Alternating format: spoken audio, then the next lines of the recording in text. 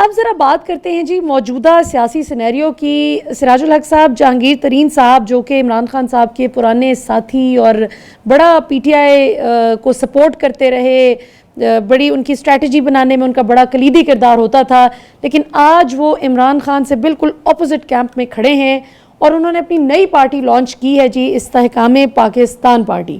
کیا کہیں گے؟ آپ کو کیا لگتا ہے کہ از there going to be anything different؟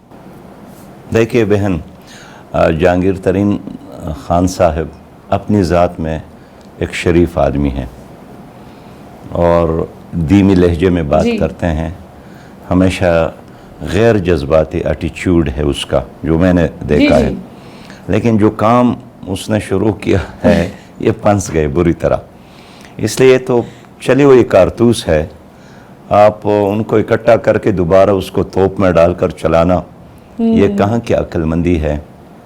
اس لیے میں نہیں سمجھتا ہوں کہ جن لوگوں کو ہم نے پیپل پارٹی میں دیکھا ہے، پھر وہی لوگ ہم نے مسلم لیگ قاپ میں دیکھا ہے، پھر وہی لوگ ہم نے مسلم لیگ نون میں دیکھا ہے، پھر وہی لوگ دوبارہ پیپل پارٹی کی طرف گئے، پھر اب دوبارہ پی ٹی آئی کی طرف گئے، اب پی ٹی آئی سے اس طرف آئے، تو یہ تو کچھ سیاسی خانہ بدوش ہے، پھرتے رہتے ہیں، لیکن اس کا مطلب یہ ہم لے لیں کہ اس سے کوئی انقلاب آئے گا، کوئی تبدیلی آئے گی، کوئی نظام بدلے گا، یہ تو آپ یوں سمجھے کہ پنجاب کے کچھ جاگیردار گھرانے ہیں جو اپنے آپ کو الیکٹیبل سمجھتے ہیں، لیکن آئندہ الیکشن میں الیکٹیبل کا نہیں چلے گا، میرٹ پر لوگ فیصلہ کریں گے، جس نے ڈیلیور کیا ہے میں سمجھتا ہوں کہ لوگ اس کی طرف آئیں گے جس کے ساتھ ایک کلیئر ویژن ہے۔ پیپل پارٹی ہو، پی ٹی آئی ہو یا مسلم لیگ ہو، ایکسپوز ہو گئے اور بری طرح ایکسپوز ہو گئے، اور ایک بار نہیں بار بار ایکسپوز ہو گئے۔ 14 سالوں سے سندھ میں پیپل پارٹی ہے، 10 سالوں سے خیبر پختونخوا میں پی ٹی آئی، بار بار آپ نے مسلم لیگ کو بھی دیکھا۔ اب ان کی کوک سے اگر کچھ اور چیز نکل آتی ہے تو ظاہر ہے وہی لوگ ہوں گے، جو بھی جنڈا ان کے ہاتھ میں ہوں، جو بھی نام لے لے، لوگ تو وہی ہے، کریکٹر وہی ہے، ویژن وہی ہے، مفادات وہی ہے، شخصیات وہی ہے، اس لیے میں نہیں سمجھتا ہوں کہ ان کے آنے سے کوئی بڑا فرق آئے گا۔ لیکن آپ کو کیا لگتا ہے کہ یہ جو پارٹی وجود میں آئی ہے اس پر ایک بڑا الزام بھی عائد کیا جا رہا ہے کہ گویا یہ اسٹیبلشمنٹ کی پارٹی ہے، انہوں نے کھڑی کی ہے شاید عمران خان کا راستہ روکنے کے لیے، آپ کو لگتا ہے کہ پی ٹی آئی کا ووٹ توڑنے میں یہ پارٹی کامیاب ہو پائے گی، یا پھر پیپلز پارٹی اور نون لیگ کے، جس طرح آپ نے بجا فرمایا نون لیگ پنجاب میں تو خاص طور پہ ہے ہی دھڑے کی سیاست، چاہے پی ٹی آئی کرے یا نون لیگ کرے، تو الیکٹیبلز جو ہیں اگر وہ اس طرف آ جاتے ہیں تو یہ باقی دونوں جماعتوں کو زیادہ نقصان ہے یا پھر پی ٹی آئی کو ڈینٹ پڑے گا؟ دیکھیں اس وقت تو بظاہر پی ٹی آئی کو بڑا نقصان ہوا، اس لیے کہ آپ فرض کریں پرویز خٹک خیبر پختونخوا میں ایک مؤثر شخصیت ہے، اگر وہ ساتھ نہیں رہا تو ظاہر ہے اس سے فرق تو پڑے گا۔ اس طرح آپ ایک ایک کو لے لے تو یہ سارے لوگ قطرہ قطرہ جمع ہو جاتے ہیں تو پھر دریا بن جاتے ہیں، اگر آپ ایک ایک قطرے کو جدا کریں گے تو آپ لاکھ کہیں، اس لیے کہ کوئی نظریہ تو نہیں ہے نا۔ اب جماعت اسلامی ہے، ہمارا ایک انقلابی لٹریچر ہے، ہمارے ایک تربیت کا ایک نظام ہے، ہمارے یہ ساری سیاست کا محور کوئی فرد نہیں ہے۔ مولانا مودودی تھے، اس کے بعد میاں طفیل تھے، اس کے بعد قاضی حسین احمد صاحب تھے، اس کے بعد منور حسن صاحب تھے، لیکن افراد کے آنے جانے سے نظریے پر فرق نہیں پڑتا ہے۔ ایک ملک اور بین الاقوامی تنظیم ہے، اگرچہ ہمارا کوئی تنظیمی سٹرکچر نہیں ہے ساری دنیا میں، لیکن ایک نظریہ ہے کہ ساری دنیا پر اللہ تعالیٰ کی حاکمیت ہو، قرآن کا نظام ہو اور انصاف کا نظام ہو، تو اس لیے افراد کے آنے جانے سے اس نظریے پر کوئی فرق نہیں پڑتا، لیکن ان کی تو ساری سیاست یا خاندانوں کی گرد گھومتی ہے یا کسی فرد کے گرد گھومتی ہے۔ اب خدا نخواستہ وہ فرد بیمار ہو جائے تو یوں سمجھے کہ ساری جماعت آپ کی بیمار ہو گئی، اگر وہ فرد ملک سے باہر چلا جائے تو آپ یوں سمجھے کہ آپ کا سارا نظریہ اور پارٹی ملک سے باہر چلی گئی۔ اس لیے P T I, Peoples Party اور مسلم لیگ کا یعنی خاندانوں کے گرد یا فرد کے گرد گھومنے والی سیاست ہے، تو اگر ان میں سے 100 آدمی ادھر ہو جاتے ہیں ضرور فرق پڑے گا. لیکن اب بھی میں سمجھتا ہوں کہ آپ نے بتایا نا کہ پی ٹی آئی کے خلاف کسی نے نہیں کیا ہے, اس نے خود اپنے خلاف اقدامات کیے. خیبر پختونخوا میں ان کی حکومت تھی, اب ان کا کارکن بھی ہم سے ڈسکشن کرتا ہے کہ ہم خود حیران ہیں کہ ہم نے اپنی حکومت کیوں گرا دی. پھر ہم اسمبلیوں میں آئے تھے تو ہم نے ایک ول میجارٹی والی اسمبلی کیوں ختم کی. پھر ایک بڑی تعداد میں قومی اسمبلی, یعنی اگر پی ڈی ایم کے حکومت میں آنے کے بعد بھی پی ٹی آئی ایک سنجیدہ پوزیشن کرتی اور اتنے بڑے عمران خان صاحب, شاہ محمود قریشی صاحب, اسد عمر صاحب, پرویز خٹک صاحب, یہ سارے لوگ اسمبلی میں ہوتے تو ایک اچھی اپوزیشن کی طور پر لوگوں کے سامنے ہوتے. لیکن انہوں نے وہی راستہ اپنایا جو خود ان کے کارکن اس پر یکسو اب بھی نہیں ہے. تو اب میں سمجھتا ہوں کہ آنے والا دور یہ چھوٹے چھوٹے ٹکڑوں میں مزید تقسیم ہوں گے. اب دیکھیں گے آج ترین صاحب نے گروپ بنایا ہے تو چند دن بعد اس کے اندر ایک اور گروپ بنے گا. اس طرح فردوس عاشقوان صاحبہ اپنا گروپ لے کے علیحدہ ہو سکتی ہیں. فردوس عاشقوان صاحبہ نے بھی جوائن کر لیا. ظاہر بات ہے, اس لیے کہ کیمسٹری یہی ہے کہ مفادات کی بنیاد پر ہم جمع ہے. تو ایک آدمی آتا ہے, وہ آپ کے ساتھ بیٹھتا ہے, اگر آپ نے اس کو پہلے صف میں نہیں بٹھایا اور آپ نے پچھلے صف میں بٹھایا تو یہی سوچتا ہے کہ میں تو اس لیے نہیں آیا ہوں کہ آپ مجھے پچھلے صف میں بٹھائیں. اب کتنی کرسیاں آپ آگے رکھیں گے, اس لیے ان کے چہرے پر دیکھے مرجائے نظر آتے ہیں. تو میں اس لیے سمجھتا ہوں کہ مفادات کی بنیاد پر جو سیاست ہوتی ہے چلتی ہے لیکن عارضی ہوتی ہے. اور ویسے ابھی یہ جو نئی پارٹی ہے اس کا تو یہ بھی کہا جا رہا ہے, بڑا وہ سوشل میڈیا پہ بھی ایک لطیفہ چل رہا ہے کہ یہ واحد پارٹی ہے جس کے 100 رہنما تو جمع ہو گئے لیکن ابھی تک کارکنان اور سپورٹرز جو ہیں وہ نہیں اکٹھے ہو سکے.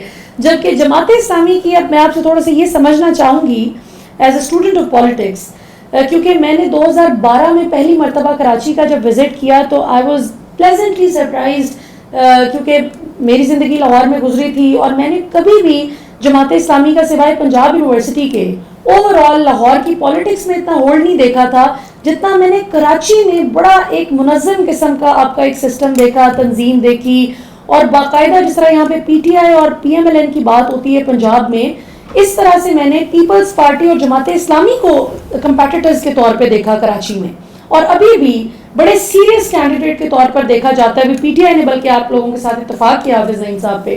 تو یہ بتائیے سراج الحق صاحب کہ آپ کو کیا لگتا ہے آپ کی پارٹی کی کہاں پہ کوئی پلاننگ میں یا کہاں پہ کوئی کمی کہاں پہ آ رہی ہے کہ اتنی اچھی نیت اور اتنی اچھی ساری جو آپ کی سوچ ہے جو بھی آپ نے بتائی بھی, اور اتنی سب سے زیادہ مضبوط اسٹوڈنٹ فیڈریشن ہونے کے باوجود پارلیمنٹ میں یہ ٹرانسلیٹ نہیں ہو رہی اتنے نمبرز میں, یہ کیا؟ یعنی جو میں نے کہنا تھا وہ تو آپ نے کہہ دیا کہ ہمارا جو اسٹوڈنٹ ونگ تھا, یونیورسٹیوں میں الیکشن ہوتے تھے, کالجز میں الیکشن ہوتے تھے, تو یہ طلبہ اور طالبات اسلامی جمعیت طلبہ پر اعتماد کرتے تھے. کراچی یونیورسٹی میں, پنجاب یونیورسٹی میں جس میں آپ نے پڑھا ہے, ادھر اسلام آباد کی یونیورسٹیز میں میں خود 8ویں کلاس میں آیا ہوں اسلامی جمعیت طلبہ, یعنی 8ویں کلاس میں میں نے اس تحریک کو سمجھا ہے.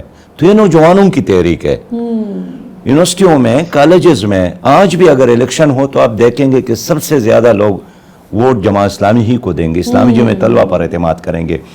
اور کراچی میں جس طرح آپ نے خود کہا کہ میں 2012 میں گئی تھی اور ادھر نعمت اللہ خان صاحب کی صورت میں سٹی ناظم موجود تھے. ویسے 1912 میں جاتی تب بھی یہی حال ہونا تھا, کراچی کا شروع سے بڑا نظم و ضبط ہے. میں یہی بات کہ کراچی میں جماعت اسلامی ایک منظم جماعت ہے اور اس منظم جماعت کو ایک بڑی ریاستی دباؤ کے نتیجے میں وہ دیوار سے لگایا گیا. تو جب بھی لوگوں کو موقع ملتا ہے وہ اسی جماعت کی طرف آتے ہیں. لیکن ایم کیو ایم کو کڑا کیا, ایم کیو ایم نے پھر جو تشدد کا راستہ اختیار کیا, اسلحے کا راستہ اختیار کیا, بری بند لاشوں کا راستہ اختیار کیا. جماعت اسلامی اس طرف نہیں جانا چاہتی تھی. صبر کیا, ہمارے لوگ شہید ہو گئے, زخمی ہو گئے, کالجز سے نکالے گئے, لیکن صحیح بات یہ ہے کہ جماعت اسلامی نے ضبط سے کام لیا اور اپنے کارکن کو اسلحے کے مقابلے میں اسلحہ نہیں دیا, ڈنڈے کے مقابلے میں ڈنڈا نہیں دیا.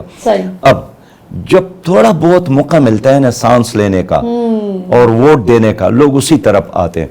बाकी मुल्क में भी अगर आज़ादाना इलेक्शन हो जाए और पहले से मैनेजमेंट ना हो, इंजीनियर इलेक्शन ना हो, हल्के तकसीम ना हो, सूबे तकसीम ना हो और 3 इदारे गैर जानिबदार हो जाए, एक इलेक्शन कमीशन, दूसरा सुप्रीम कोर्ट और तीसरा एस्टेब्लिशमेंट, और ये 3 इदारे तय कर ले कि हम आवाम को आज़ाद छोड़ते हैं, जिसको चाहे वोट दे दे। मेरा ईमान यकीन है कि लोग जमात इस्लामी को पसंद करेंगे, एतमाद करेंगे, हमारे तराजू पर टप्पे लगाएंगे। क्यों? इसलिए कि लोग करप्शन के खिलाफ हैं और करप्शन फ्री जमात इस्लामी है। लोग खिदमत चाहते हैं और सबसे ज़्यादा खिदमत करने वाली जमात इस्लामी है। लोग जमहूरियत पर यकीन रखते हैं और हकीकी मानों में जमहूरी जमात इस्लामी है। और लोग चाहते हैं कि मिडल मैन, आम आदमी इसम्बलियों में पहुंच जाए, जागीरदार और सरमाएदार के बजाय। ये सिर्फ जमात इस्लामी ही है जो आम लोगों को सियासत में मौके देती है। मैं भी बिल्कुल एक आम घराने से ताल्लुक़ रखता हूँ, कोई ऐसा सियासी पस मंज़र नहीं है, लेकिन एक पाक अफगान बॉर्डर पर रहने वाले सिराजुल हक को जमात इस्लामी ने सूबाई असम्बली का मेंबर बनाया, सेनेटर बनाया, सूबे का अमीर बनाया, सीनियर मिनिस्टर बनाया, जमात इस्लामी का अमीर बनाया।